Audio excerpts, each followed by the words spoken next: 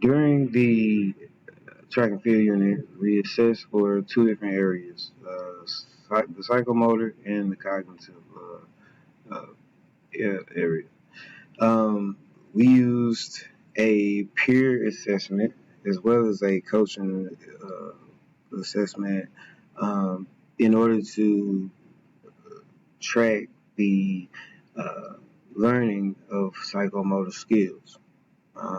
The example of these would be physical play skills, physical skills such as movement, coordination, manipulation, dexterity, grace, and strength.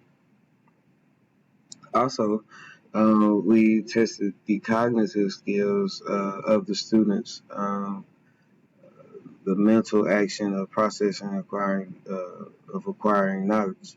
We gave out drawing tests of what the students envision running group running form being.